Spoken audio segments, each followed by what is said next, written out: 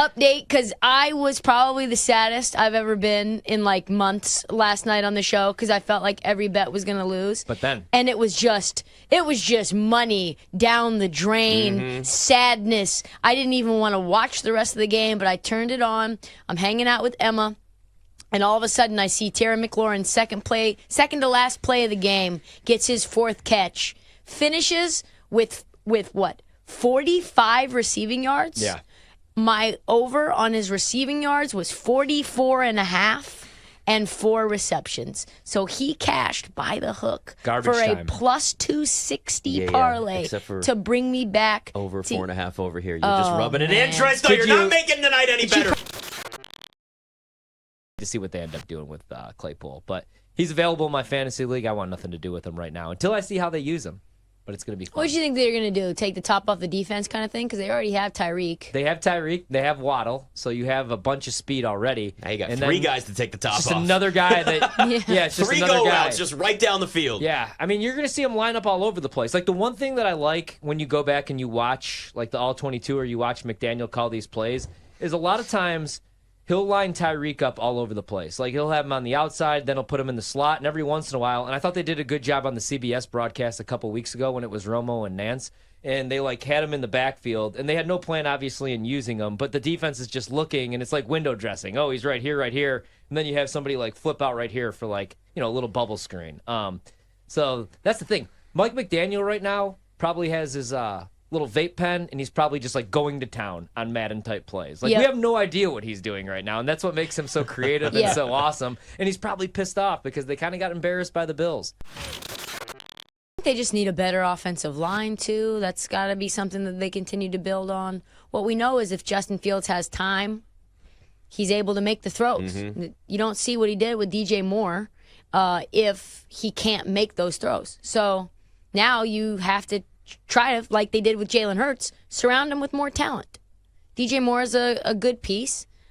Cole Kmet's okay. You've got, I don't know, like a decent running game. It's fine. But I think they just need to just surround him with more. Yeah, I agree. Like, it's funny because Bear fans, everybody was like on social media like 2 weeks ago celebrating, hey, it sucks right now, but hey, we'll get Caleb Williams. Maybe we'll get Marvin Harrison. We'll have 2 top 5, 2 top 10 picks. And then last night, it was like, F Caleb Williams. This has always been my quarterback. With TCU with K-State, not too far behind Oklahoma. So, the big prove-it game for a team that, did not really have a viable quarterback in this game last year, which is why they lost 49-0. These games have been very close. Basically, I think 8 of the last 10 have been one-score games, and I expect this one to be 2.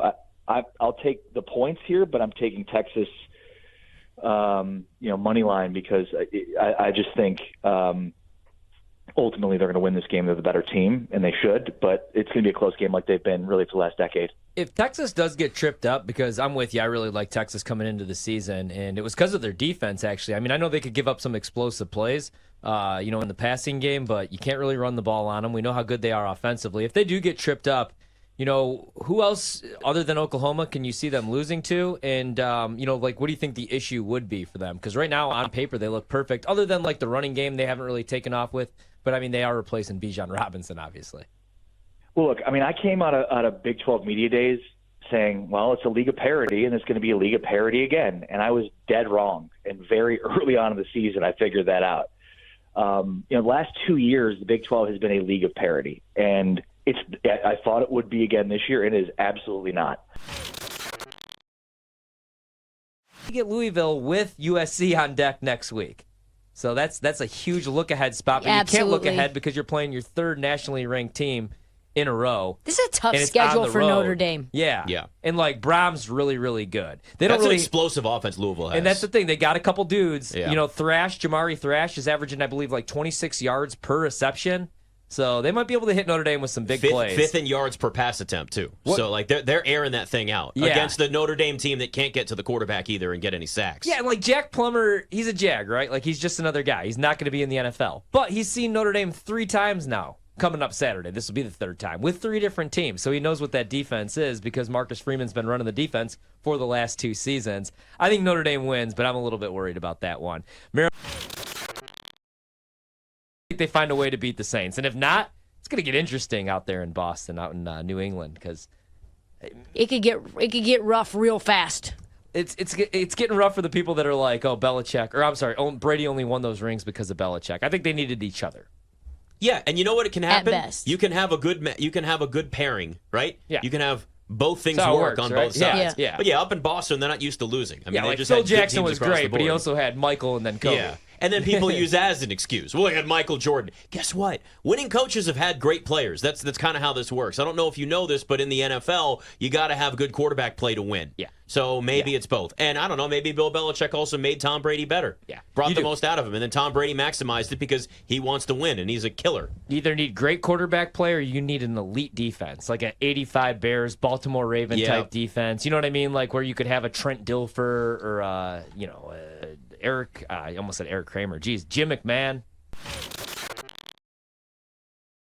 Justin Verlander obviously is fantastic. He's not the pitcher he was last year when he was blowing everybody away. So maybe if the Astros win game 1, the Twins could pull off an upset win in game 2, and then go back to the Twin Cities and could possibly close it out there. I mean, I think this is a very evenly matched series. I would lean toward picking the Astros, and I did in our USA Today staff picks. But of all the picks that I made, feel a little shaky about that one because I think this is a tremendously even series.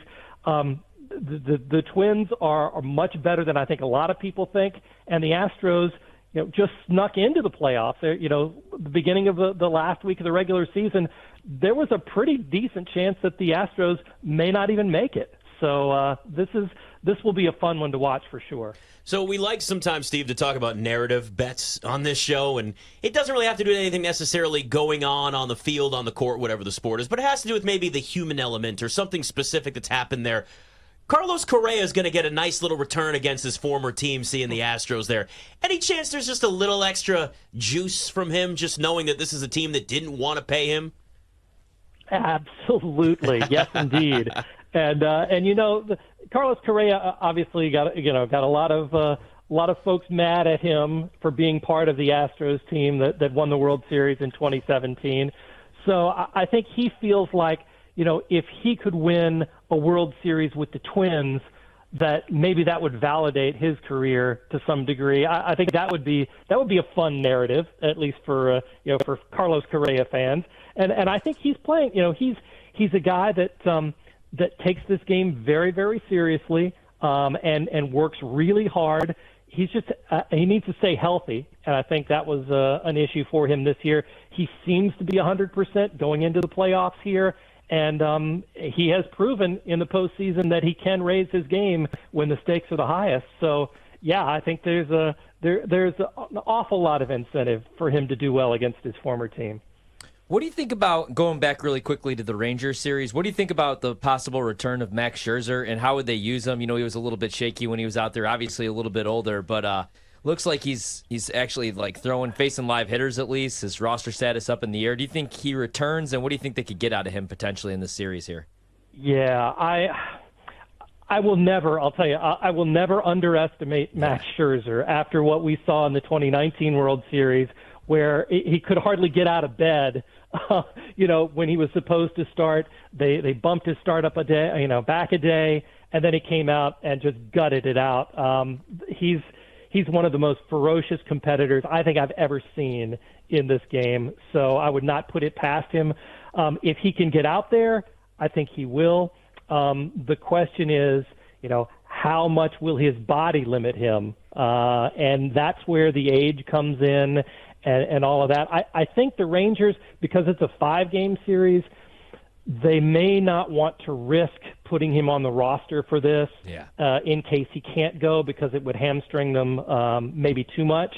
But if they make it past the Orioles, I think he's 100% on the roster for the LCS. Let's talk about World Series MVP. Odds are up. Acuna obviously has the shortest odds, 8-1. Who would be your pick there, and like how would you attack that?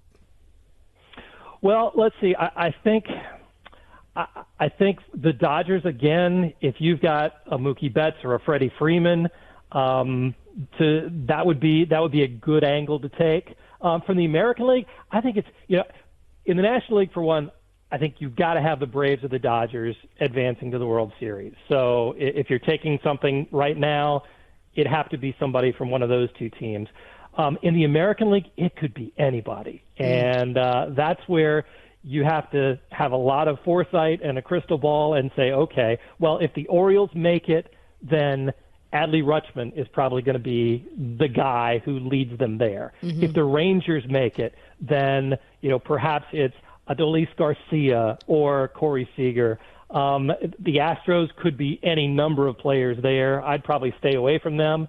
And, then the Twins, maybe the narrative rules. And, the sports writers love a narrative. And so Carlos Correa could possibly be one there. It feels like you're kind of out on the Astros. I think I love Dusty Baker too. Let me just say that up front. And I picked the Astros last year. They were the chalk last year, but I don't think this year's team is as good. I think the bullpen is shakier, much shakier, because that was a huge strength for them, and they can be beaten. That said, though, the experience and everything, it would not surprise me if the Astros just turn it on and everybody from Yordan Alvarez, Kyle Tucker, Altuve, Bregman, all those guys look like the same guys we've seen in the postseason, each of the last, 6-7 years now.